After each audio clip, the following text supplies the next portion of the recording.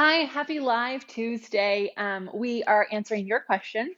I'm Lesley Logan. Today's question we're answering is how do you keep your upreach when you're doing a rollover? Or I would even say the jackknife or any of the overhead exercises, because once you get your legs overhead, it's so easy to kind of sink into things, right? So I am going to show you kind of what the ideal way is. First of all, if you don't have a mat with handles, it's going to be really difficult to keep your upreach in general because arms being down by your side, you're only able to press down. You're not able to have that reach up.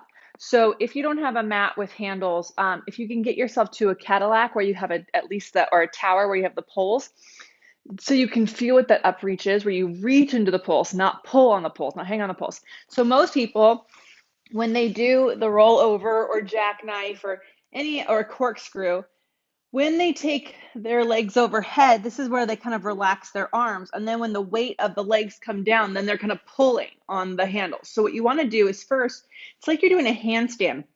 I'm reaching into these handles from my upper back. So I feel the width of my lats just like take up space.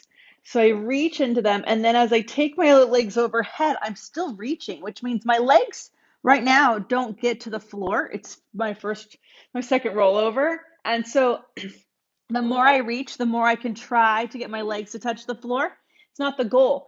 Then the hardest part is as the legs circle away, you have to keep reaching up like you're doing a handstand into your handles. And most people miss that part and they start to hang off of them because the distalness of the legs is too much. I understand. Look, I got long legs. So if you're like, Lesley, I have long legs though. Me too. My legs are the same length as Brad's, and he's 6 foot. So, and I'm 5'9". So there you go. So one of the ways to practice keeping your upstretch as your legs do something distal is put your hands behind your head, push your head into your hands, and curl your head and chest up. And now really push your head into your hands into your head. When your legs do the double straight leg stretch, notice what your chest does. If, as your legs go down, your chest goes down, that is a sure sign that in any of your other exercises, when the legs go distal, you're going to lose your upreach. So you can practice, whether you have handles or not, by just keeping your head and chest exactly where they are as the legs lower and lift, right? So we're just pushing our head into our hands into our head, and really focusing on the legs doing something while the chest stays still. So that is a really awesome exercise for you to practice, okay? The next one I want you to practice is when you're doing rolling like a ball. So your arms are, your upreach is active here. It's coming up and over, right? I want you to practice balancing for 2 counts on your shoulders. And the reason I want you to do that is if you can balance here and keep everything together and not collapse it, it means when the legs get more distal, it's going to be a lot easier to do.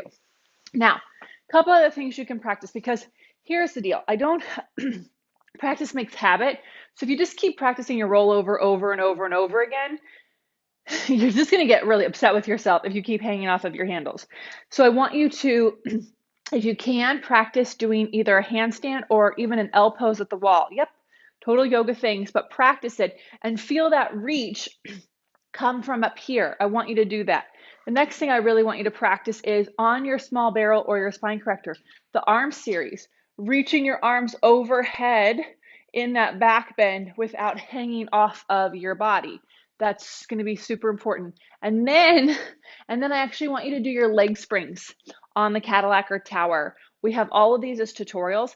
The leg springs, you have to reach your arms into poles. I see a lot of people with their arms by their side. If you have shoulder stuff, obviously none of this applies. But if you don't have shoulder stuff, I want you reaching to those poles, not pulling, reaching. And there's a difference between reaching like this and reaching from here.